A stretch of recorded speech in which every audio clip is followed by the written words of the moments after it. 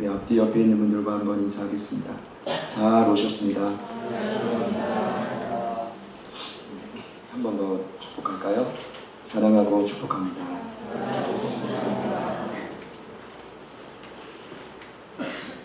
지난 시간 요한복음 11장에 기록된 6번째 표적인 죽은 나사로가 다시 살아난 사건을 함께 나누었습니다. 그 중에서도 그가 살아나기 전에 어떤 전반부의 사건을 나누었는데, 여러분, 표적은 하나님의 기적입니다. 그래서 이 표적을 맛본 자들은 반드시 그 믿음이 살아나고, 믿음이 살아나면 인생이 바뀌어지기 시작하는 거죠. 그런데 많은 성도분들이 가지고 계신, 저도 마찬가지지만 오해가 한 가지 있는 것 같습니다. 그 오해는 예수님의 표적은 삶에 큰 문제가 닥쳐올 때 생겨난다는 것입니다. 이 말은 반은 맞고 반은 틀립니다. 표적은 문제가 생긴다고 하여 저절로 일어나는 것이 결코 아닙니다. 반드시 문제와 위기 앞에서 진정한 믿음을 구사할 수 있는 표적의 통로가 필요합니다. 세상의 한 중앙에 살아가고 있는 저희들이 만약 지금도 예수님을 향해 그 고난 앞에서 진정한 믿음을, 반응을 보이지 못한다면 표적은 결코 일어나지 않습니다. 그 표적은 절대 일어나지 않습니다. 제가 지난 시간 살펴본 이 죽을 병에 걸린 오빠의 나사로를 위해 예수님께 간곡히 편지를 보낸 두 사람이 있었습니다. 그 두 분의 이름이 마르다와 마리아, 바로 죽은 나사로를 살리는 표적의 통로였습니다. 예루살렘 근처였던 이 베단이라는 마을에 예수님은 자주 가셨습니다. 그래서 이 삼남매는 예수님이 예루살렘에 올라가실 때마다 이제 참 그 사랑으로 정성껏 대접하고 예수님께 힘을 드리고 격려해 드렸습니다. 그래서 그런지 11장 5절에 보니 예수께서 본래 마르다와 그 동생과 나사로를 사랑하셨다라고 기록하죠. 그러니까 이 삼남매가 원래부터 예수님과 사랑을, 깊은 교제를 하고 있었다라는 것을 저희가 말씀을 통해 확인할 수 있는데, 어느 날 갑자기 한 가정의 든든한 대들보, 지문과도 같은 존재인 오빠 나사로에게 불행하게도 죽을 병이 찾아온 거예요.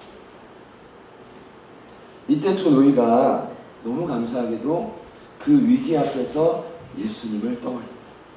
할렐루야. 그래서 간절한 도움을 구하는 편지를 사람들을 통해 이제 그 나사렛에 있는 예수님께 전달합니다. 그 편지 너무 간단합니다.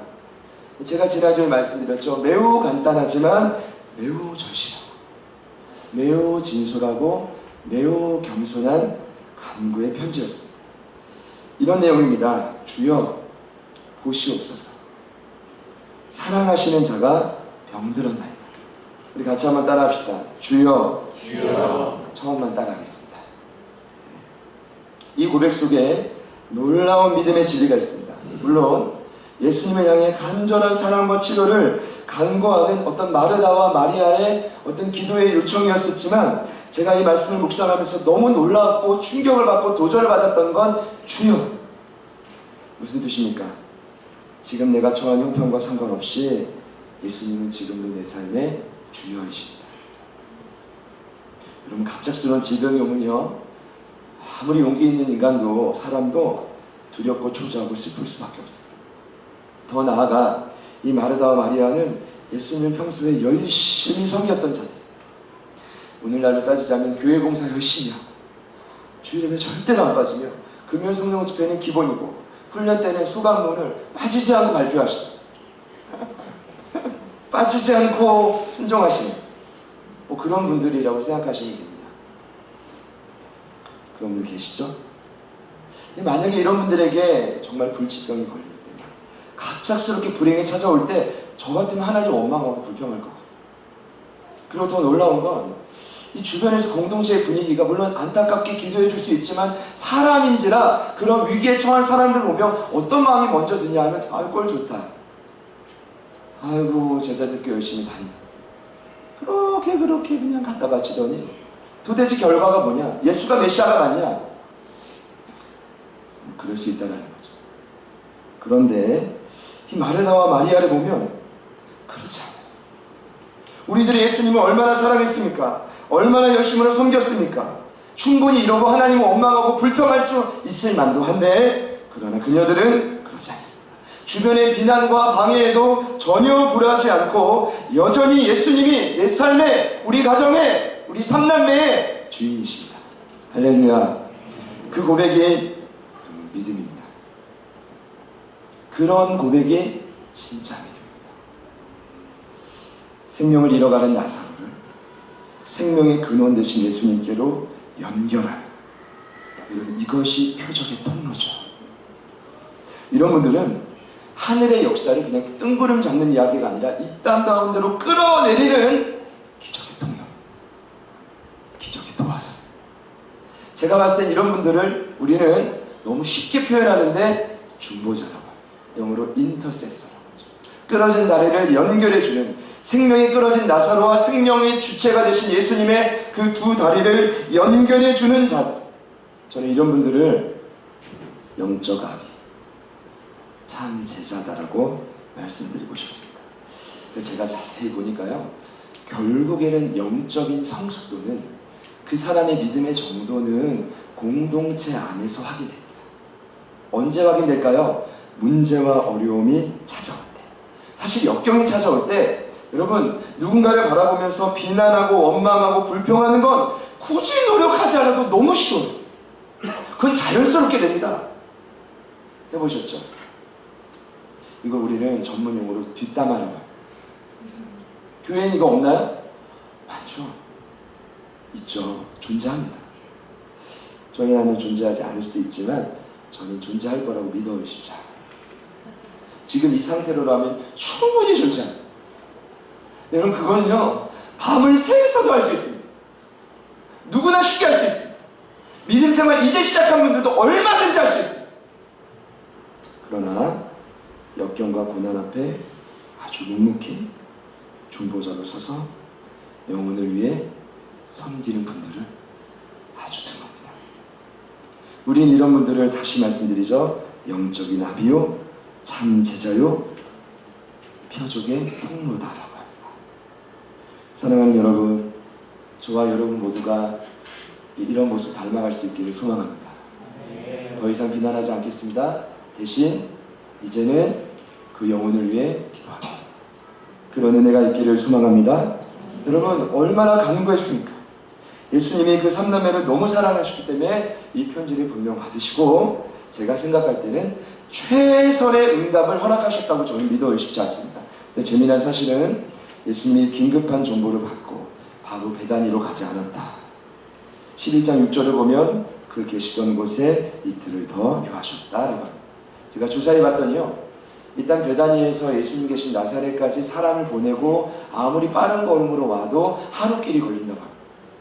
그리고 예수님이 이틀을 꽉 채워서 기다리셨죠?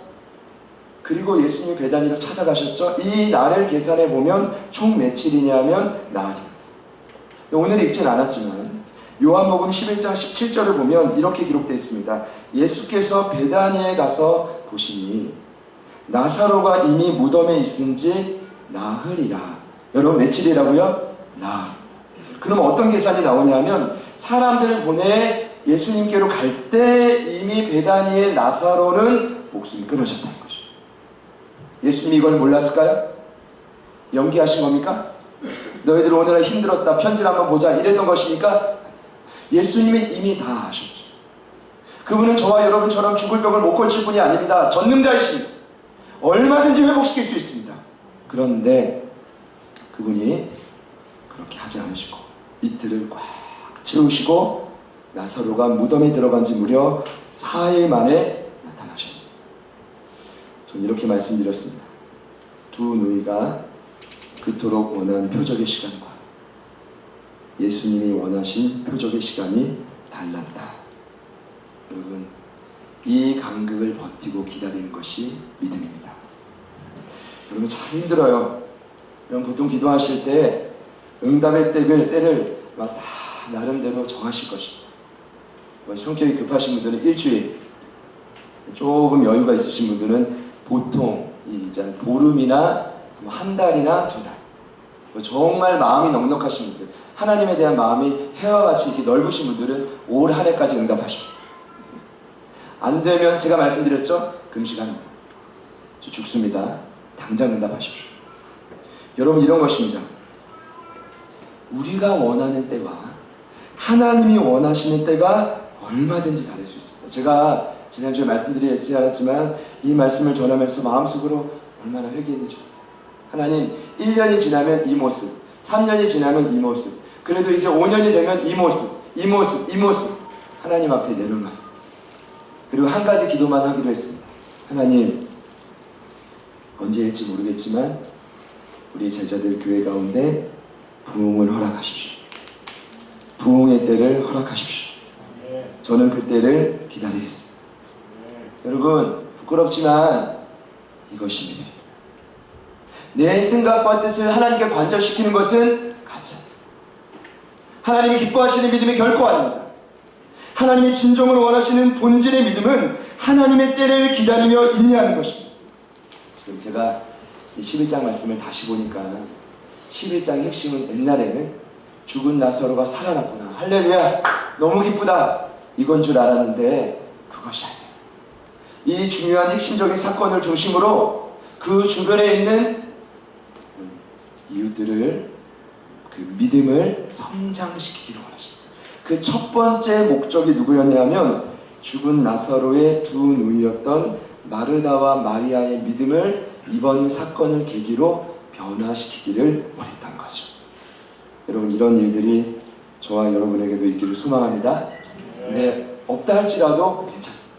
예수님은 포기하지 않습니다. 마르다와 마리아와 같은 형편에 처하지 않은 분들은 지난주 말씀을 보시면서 나랑 마르다와 마리아는 좀 다르다 라고 생각하실 수 있습니다. 괜찮습니다. 그래서 오늘 2탄이 예수님이 이 믿음을 성장시키기 위해서 또 다른 부류와 집중하며 설명하시는데 그들이 바로 누구냐 하면 제자들입니다. 오늘 짧은 10절에 이 대화를 통해 예수님이 그 제자들의 믿음을 다시 한번 도전하시고 변화시키기를 원하죠. 여러분 제자의 단어는요, 여러분 이제 다 아실 텐데 같이 한번 따라합시다. 배우는 자. 저는 늘 설명합니다. 누구 밑에서 무언가를 배운다는 건 되게 치사하고 아닐 겁니다. 사람이 왜 잘 안 바뀌냐 하면 안 배우려고 해요. 겉으로 아멘하고 이젠 좀 알겠어 해도 안 바뀌는 이유가 안 배우려고 하는 습성이 인간에게 있는 거죠. 근데 제자가 뭐라고요? 배우는 자. 그래서 오늘 예수님이 제자들이 얼마나 안 바뀌는지를 너무나 잘 알지만 그들을 포기할 수 없기 때문에 2차로 두 번째 목적으로 이 제자들을 향해 믿음의 본질을 가르쳐 주십니다. 그럼 제자들은 뭐 하면 돼요? 배우면 되는 거죠. 오늘 말씀의 제목입니다. 믿음의 본질을 배우다. 예수님이 얼마나 간곡히 말씀하셨냐면 이 10절 속에 제자들을 의미하고 명시하는 단어가 무려 8번이나 나옵니다. 믿음의 본질을 가르쳐주기 위해서입니다. 여러분 저희 이제 교회 이름이 제자들이잖아요. 여러분이 제자로 성장하셔야 돼요. 제자로 성장하시려면 믿음이 성장해야 됩니다.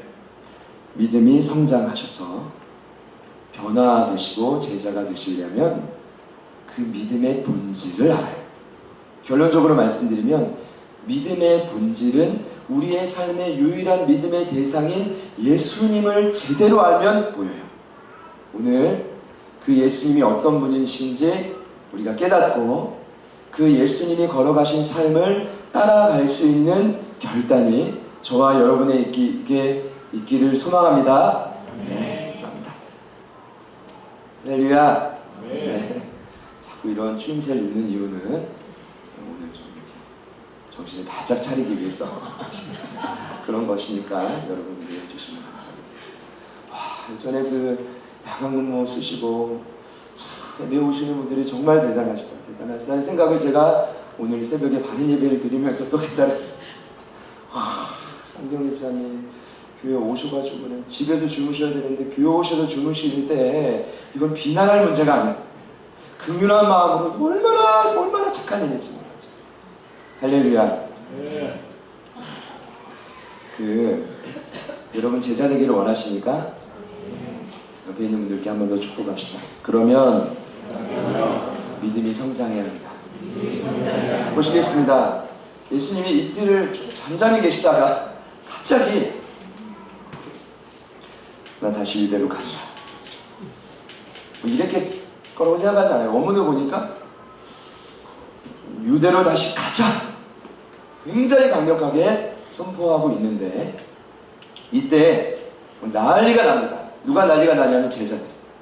아니 조금 전까지만 해도 선생님이 신성 모독죄 때문에 돌로 쳐 죽일 위기가 유대의 땅에 있었는데 왜 그리로 다시 가시냐고. 제가 여기서 알 수 있는 한 가지, 사실 제자들은 예수님이 이틀 동안 베다니로 가시지 않을 때 속으로 안심했다. 처음엔 이상했을 겁니다.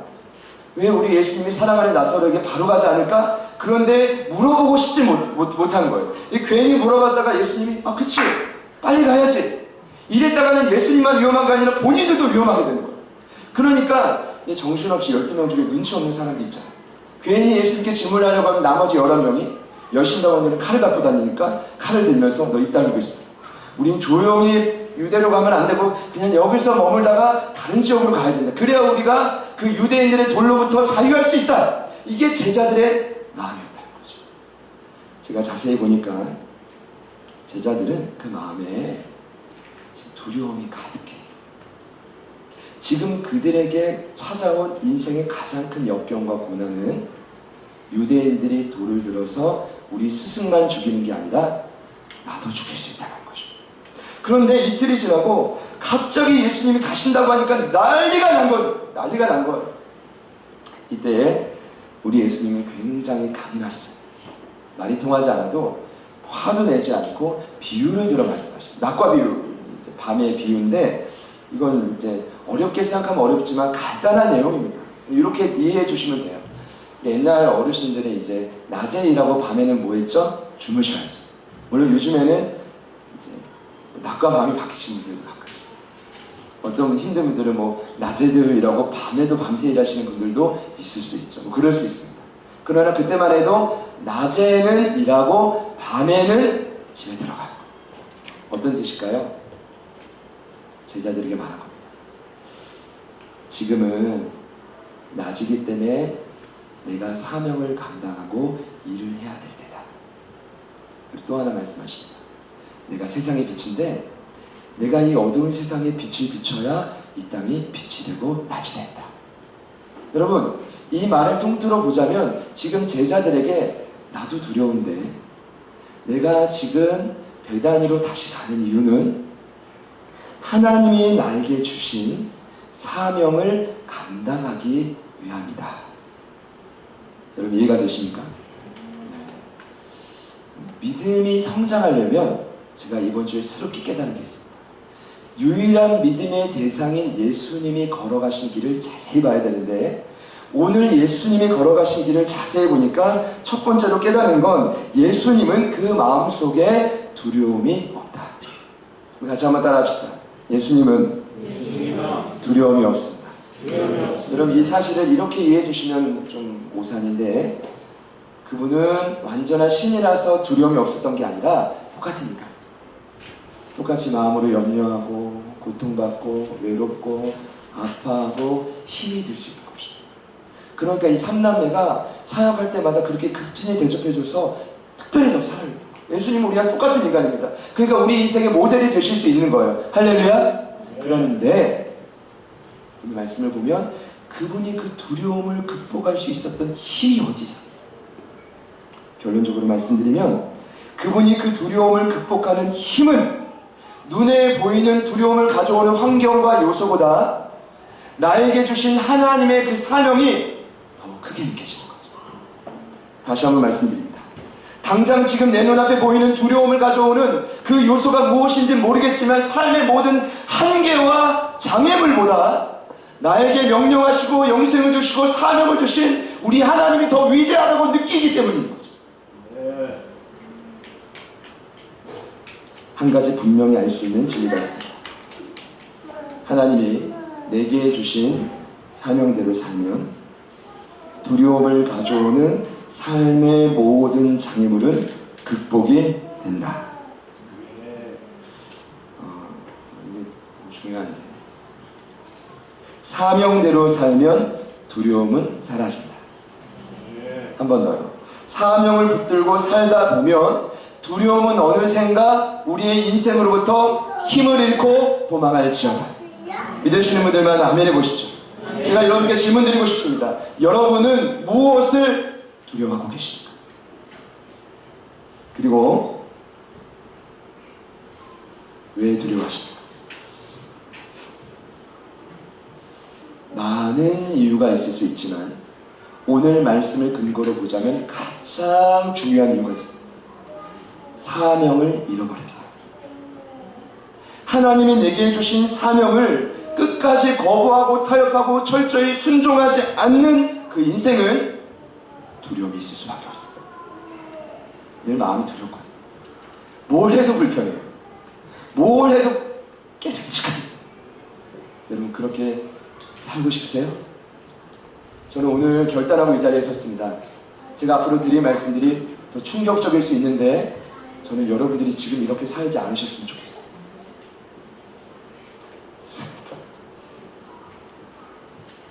제가 지금 말씀드렸는데 인상을 오늘 좀 삼자가 생기신 것 같아요. 이렇게 살지 않으셨으면 좋겠어요.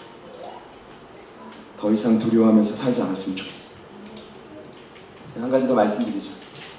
오늘 예수님이 이토록 사명을 붙들고 열심히 집중할 수 있었던 힘이 뭔지 아십니까? 오늘 11절 말씀에 나옵니다. 우리 11장 11절 같이 한번 읽어보실게요. 시작. 이 말씀을 하시니 또 이르시되 우리 친구 나사로가 잠들었다. 그러나 내가 깨우러 가라. 모든 두려움에도 불구하고 그분이 사명의 길을 걸어가게 했던 가장 중요한 이유는 그분의 친구 나사로를 살리기 위함이었습니다. 저는 압니다. 예수님이 이렇게 말씀하셔도 제자들은 딴소리합니다. 죽은 나사로를 살리러 간다고 했더니 제자들이 뭐라고 하냐면 진짜 답답해요. 이렇게 말해요. 나사로가 잡니까? 그럼 푹 자고 깨나면 깨어나겠네요. 이렇게 말합니다. 그러니까 제가 오늘 여기서 사명대로 살아야 됩니다. 안 영혼을 위해서 목숨을 걸어야 됩니다. 했는데 그래요? 딴소리를 하는 겁니다. 전혀 다른 이야기를 하는 겁니다. 여러분 예수님의 마음이 얼마나 답답하셨겠습니까? 그런데 우리 예수님은 계속 말합니다. 내가 그 사명을 감당하는 이유는 내 친구 나사로를 살리기 위함이다. 결국 사명대로 살아가게 하는 가장 큰 힘은요, 그 안에 한 영혼을 향한 사랑하는 마음이 있습니다. 여러분 삶이 너무 답답하고 마음이 두려움이 있습니까? 그 모든 답답함과 두려움을 극복하기를 원하십니까? 제가 이 시간 선포합니다. 사명대로 사십시오. 그리고 그 사명의 핵심은 언제나 세상의 부와 명예와 어떤 권력이 아니라 눈에 보이는 게 아니라 하나님이 관심을 갖고 계신 한 영혼을 위해 여러분의 것을 가감없이 포기하고 내 것을 드리며 헌신할 때 하나님은 그때 우리에게 놀라운 생명력을 누리게 하시죠. 그리고 요한복음을 보니까요, 예수님의 사역이 너무 놀라운데 막 엄청난 사역들, 사람을 모으고 인기를 부합하고 이런 사역들이 아니라 언제나 한 영혼에게 집중해요. 니고데모, 수가성의 여인, 38년 된 병자, 음행하다가 잡힌 여인, 날 때부터 수경된 자, 그리고 오늘 죽은 나사로까지. 이것이 기독교의 가장 중요한 원리. 기독교의 가장 위대한 힘은 죽으면 살아난다. 내가 한 영혼을 위해 내 것을 포기하고 사명을 감당하면 지금 죽어있고 사망의 지배를 받는 내 삶의 모든 영역들이 마치 예수님이 부활하신 것과 같이 삶이 송두리째 변화가 된다는 것입니다. 여러분, 죽어가는 나를 위해 예수께서 하늘의 모든 영광을 버리시고 포기하시고 낮고 천한 이 땅에 오셔서 저와 여러분을 위해 대신 죽으셨던 이 사실이 기독교의 핵심입니다. 그리고 또 다른 핵심은 이제는 하나님이 예수님이 주신 그 사명을 붙들고 예수님이 목숨을 다해 순종하셨던 것처럼 저와 여러분들도 이제는 그 사명을 따라 오늘 말씀에 나온 예수님처럼 죽어가면 되는 거예요.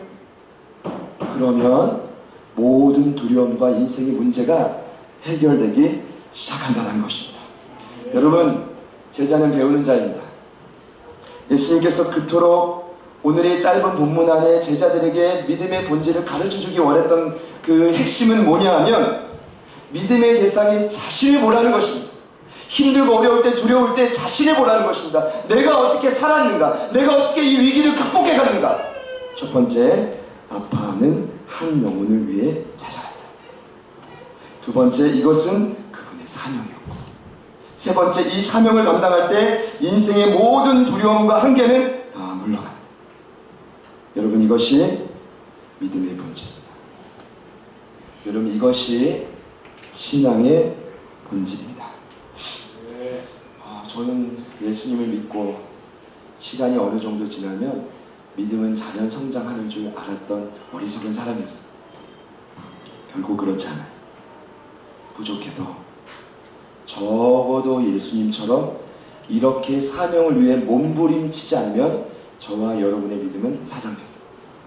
그러나 오늘 이 시간에도 이 말씀을 들으시고 한 영혼을 떠올리시고 나도 무언가 잃어버린 사명대로 제대로 한번 살아봐야겠다라고 결단하시는 분들에게는 놀라운 생명이 누려지기 시작합니다. 결국 하나님과의 관계가 회복되는 거죠. 여러분, 하나님 앞에 손바닥으로 가리고 일찍까지 사셨는데 얼마나 힘드셨습니까? 이제는 하나님을 속일 수 없다는 걸 잘 아시잖아요. 우리 같이 한번 따라 합시다. 하나님, 사명대로 살겠습니다. 참 간단해 보여도 쉽지 않습니다. 제가 이번 주에 이 말씀을 묵상하다가 너무 사랑하고 기대하는 청년이 있어요. 사실 제가 이제 정말 한 몇 개월 동안 그 통화하는 걸 참다가 그렇게 힘이 있더라고요. 그러니까 뭔가 필을 주실 때 바로 전화하면 서로 싸워요. 그러니까 나이가 어린 청년이라도 그렇게 얘기를 하잖아요. 도망갑니다. 그 경험이 제가 유경험자거든요. 처음에는 막 이렇게 들어주는 것 같다가도 다음 주에 안 보여요. 배우기 싫다는 거죠. 이게 사람입니다. 그래서 그 청년은 한참 같이 가야 돼. 10년이 될지 20년이 될지 평생일지. 전화를 했어요. 야, 너 이대로는 안 된다.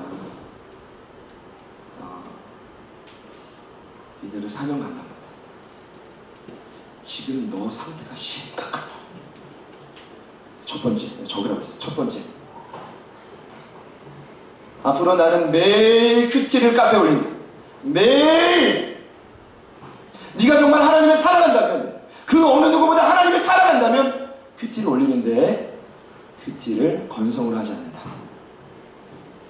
다 하잖아요. 아니, 사랑하는 사람이랑 맛있는 거 먹으러 가고 데이트하고 뭐 할 건 다 하는데 왜 큐티를 건성을 하냐고. 건성을 하는 거예요. 또 매일 하지도 않고 매일. 이렇게까지는 얘기는 안 했지만 그럼 이제 떠나는 거예요. 첫 번째는 매일 큐티를 올린다. 매일 큐티. 두 번째 따라가겠습니다. 두 번째는 큐티를 올릴 뿐만 아니라 모든 큐티를 올리는 분들께 어떤 글이라도 댓글을 다 단다. 댓글 다 단다. 여러분, 댓글 다는 게 얼마나 힘든 일인지 아십니까? 놀라운 비밀이 한 가지 있습니다. 댓글을 달달 보면 영혼에 대한 관심이 생겨요. 제가 요즘에 좀 지쳐가지고 안 그러려고 했는데 이거는 아멘 하나, 웃음 표시 하나, 이모티콘은 최악인데 이모티콘 하나. 그래도 달면 이 영혼에 대한 사랑이 생기는 거예요. 여러분, 사명대로 살려면, 사명자가 되려면 어떻게 해야 됩니까? 하나님 사랑해야죠. 하나님 정말 사랑하면 영원 사랑해야 되는데 증거가 도대체 뭐예요? 증거가. 제가 속으로 결단했습니다. 세 번째는 만약에 친구가 이것을 거절했을 당시에는 나를 사랑하지 않는 것을 알아요. 여기까지다. 우리 여기까지다. 매일 큐티, 매일 댓글 달고 할렐루야. 지금은 잘 모를지 몰라도 제가 나중에 진정한 스승이었다는 사실을 알게 되었죠. 저는 아직도 기억해요. 제가 훈련을 받을 때 이 앞에서 그 이전 교회에서 일부 예배 때 PPT 했고, PPT가 굉장히 어려운 사역입니다. PPT 만들고 올리고 PPT 만들고 올리고 이 사역을 하는데, 제가 항상 저희 스승님이 강조했던 게 뭐냐면 매일 큐티 안 하면 제자가 못 됩니다. 하나님 사랑하면 큐티 하십시오. 근데 제가 자신있게 아멘 했습니다. 왜냐하면 그 당시에 그 큐티 올리는 카페에 매일 올리는 사람이 저랑 저희 스승의 장모님밖에 없었어요. 그래서 서로 큐티 올리고 서로 댓글 달아줘. 그래서 제가 장모님 나이 차가 꽤 났는데도 얼마나 친해졌는지 모르겠어요. 원사님이랑. 근데 제가 아멘 했는데 갑자기 스승이 있다가 나는 김경환 전사가 안 맞는다 이러는 거예요. 충격을 받았어요. 그래서 왜 그런지 좀 들어봐야겠다. 어제 김전 전사 큐티 안 올렸다. 토요일이었습니다. 제가 꾸준히 올리다가 토요일날 좀 질병에 걸렸어요. 이 질병이란 그냥 보통 질병이 아니라 너무 힘들어요. 옆에 있던 저를 긍휼히 여겼던 한 나이 많은 전사님, 스승님 두렵지 않은 분들 계시잖아요. 간혹 손을 들고 어제 김경환 전사가 얼마나 아팠는지 아십니까? 저희 스님이 아주 강직하시거든요. 어제 김전 전사 밥 안 먹었습니까? 청년 예배 인도 안 했습니까? 어떻게 큐티를 안 합니까? 2번 저를 죽였다. 저희가 이제 그때 이후로 저를 미안하셨는지 저를 위해서 얼마나 기도 많이 하시죠. 그 전사님이. 저는 알거든요. 하나님은 지금 우리가 사랑하고 있는지 아닌지, 사명을 감당하고 제대로 이 길을 가고 있는지 아닌지. 죄송하지만 조금 제자가 되고자 몸부림을 쳐봤더니 정말 그 영혼의 마음속에 주님을 사랑하는 마음이 있는지 없는지를 조금 알겠어요. 여러분, 믿음이 무엇입니까? 지금 내 눈앞에 보이는 수많은 한계와 어려움들보다 보이지 않는 하나님의 사랑과 그 사명이 더 커 보이는 게 믿음 아닙니까? 여러분은 어떠십니까? 정말 그것이 사실이고 내 삶에 믿어지고 적용되고 있다고 한다면, 여러분, 오늘부터 사명대로 살아가실 수 있는 여러분 되시기를 간절히 축복합니다. 여러분, 이게 진리라는 게요, 다른 걸 찾지 마세요. 외로운 마음을, 이 두려운 마음을 뭔가 다른 걸로 한번 찾아봐야지. 그래서 막 미식가들처럼 막 음식을 막 진수성찬을 먹어보고 해봐도 여러분, 결론이 있습니다. 내 마음에 평안이 오지 않아요. 이제 저희 교회는요, 사명대로 살 때가 온 겁니다. 이제는 저희는요, 한 영혼을 위해서 내 목숨을 걸고 포기할 때가 온 것입니다. 그럴 때 두려움이 해결되고, 그럴 때 인생의 모든 환난이 해결이 되고, 장애물이 극복이 되는 거죠.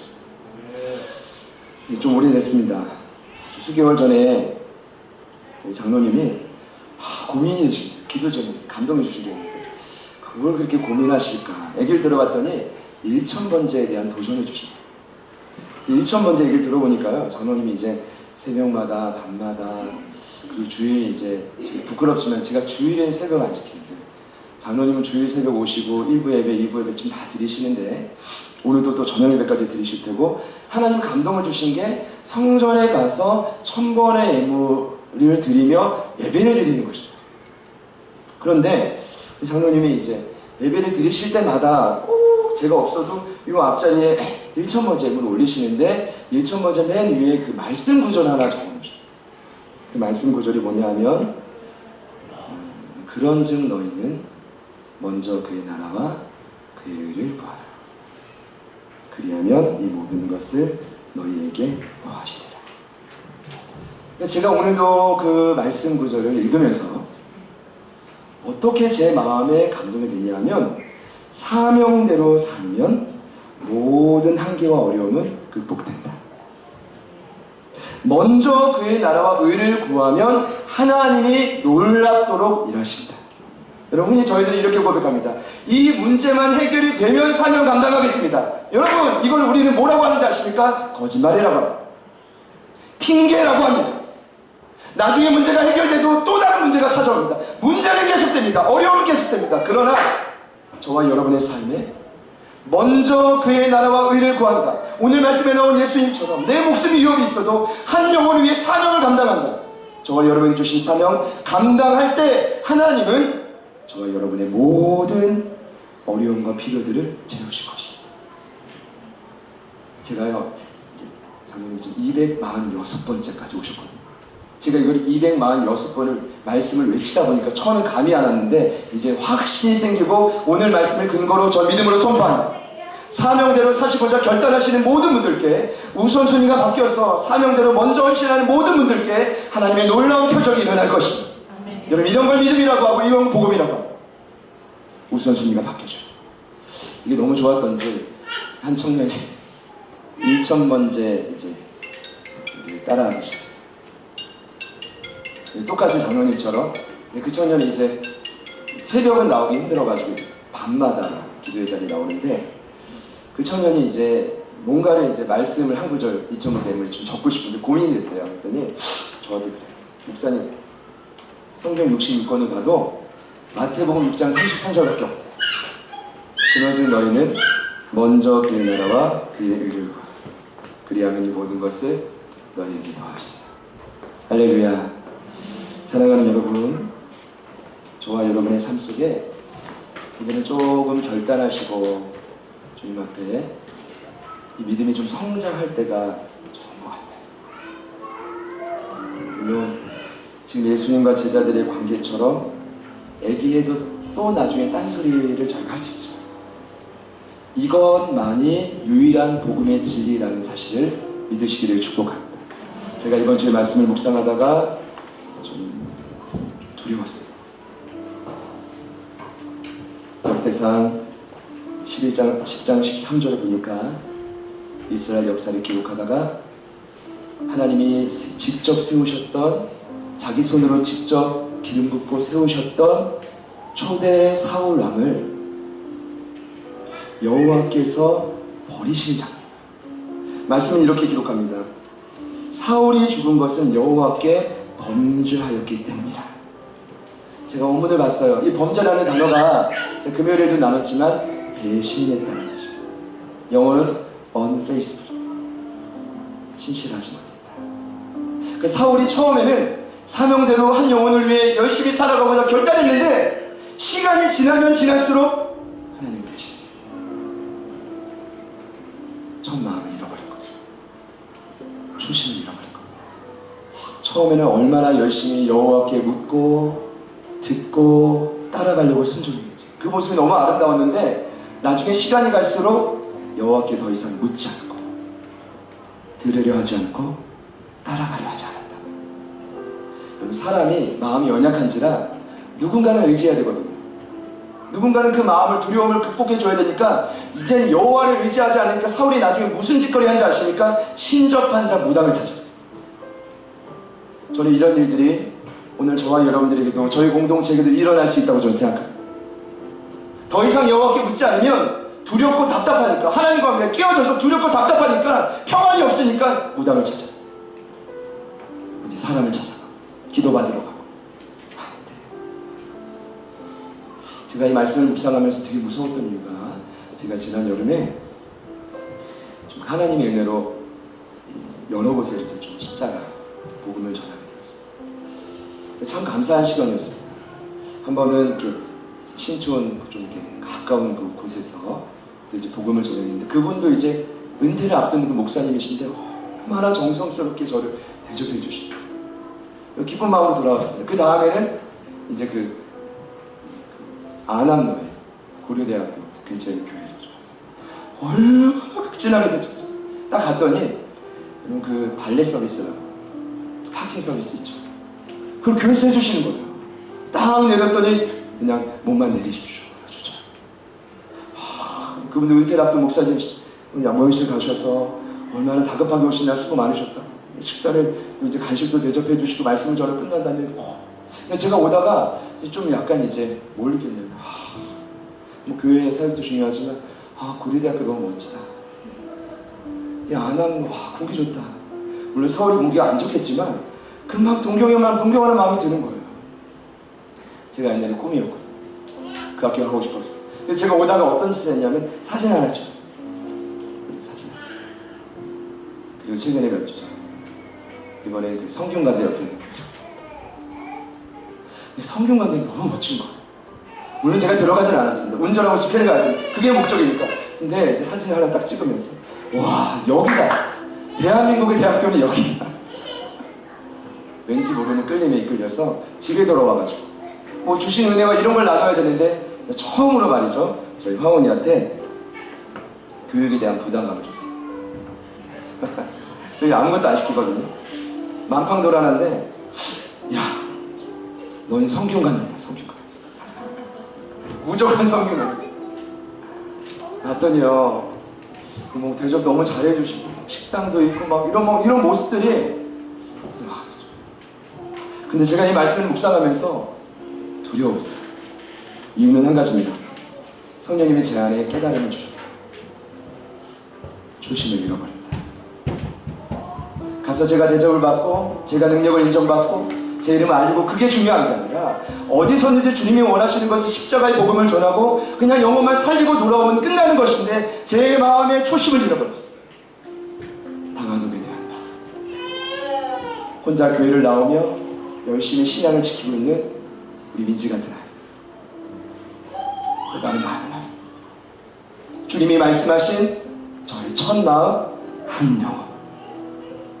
제가 마음으로 굳게 결단했어요.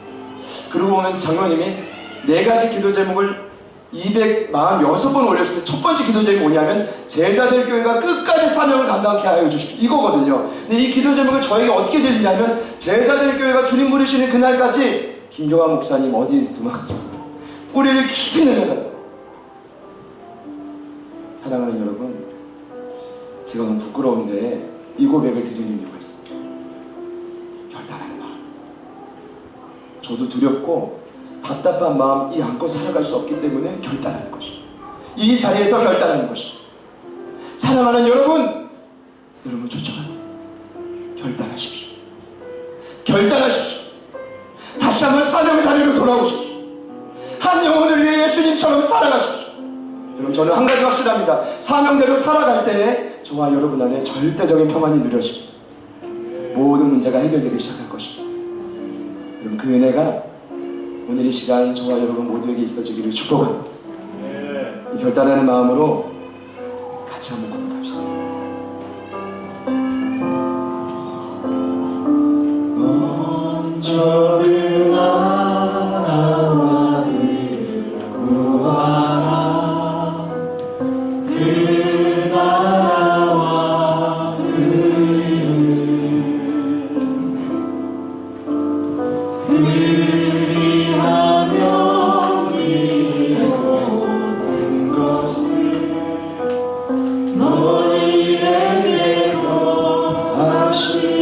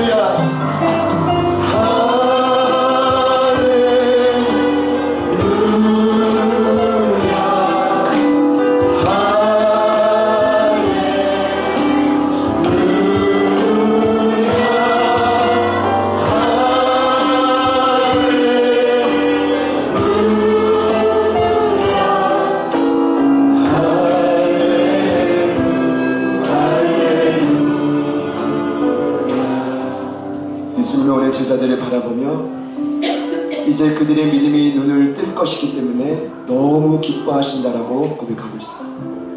여러분, 하나님이 가장 기뻐하시는 일은 믿음의 본질을 따라 우리가 성장하는 것입니다. 오늘 말씀에 나온 예수님과 같이, 물론 죽은 나사로의 부활이 예수님의 죽음의 부활을 대표하는 믿음의 사건인 건 맞지만, 오늘 그 사건을 앞두고 예수님이 제자들에게 몸소 가르쳐 주신 그 믿음의 본질이 오늘 이 시간 이곳에 있는 저와 여러분 모두에게 경험되기를 소망합니다.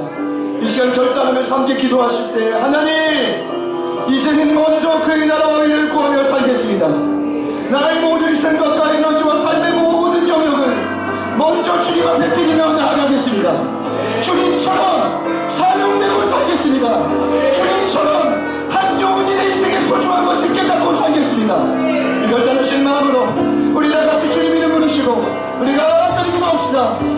주여, 성령님 도와주십시오. 하나님 아버지 도와주십시오.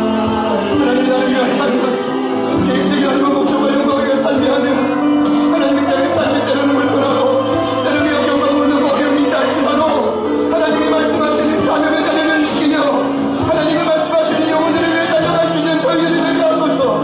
하나님 아버지 도와주십시오. 하나님 아버지 도와주십시오.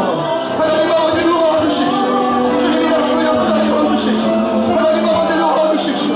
한 영혼이 할지라도 하나님 아버지 앞에 사명을 감당하고자 결단합니다. 우리 영혼들이 나오게 하여 주십시오. 하나님의 사랑에 참된 대전을 나오기를 원합니다. 참된 대전을 나오기를 원합니다. 믿음이 바뀌어지기를 원합니다. 믿음이 성장하기를 원합니다. 하나님의 삶의 우선순위 바뀌어지기를 원합니다. 말뿐인 믿음이 아니라 우리의 삶의 모든 일 바뀌어지기를 원합니다. 주여 도와주십시오. 주여 도와주십시오. 주여 도와주십시오. 성령님 도와주십시오. 성령님 도와주십시오. 주님 일하여 주십시오. 주님 도와주십시오. 성령님.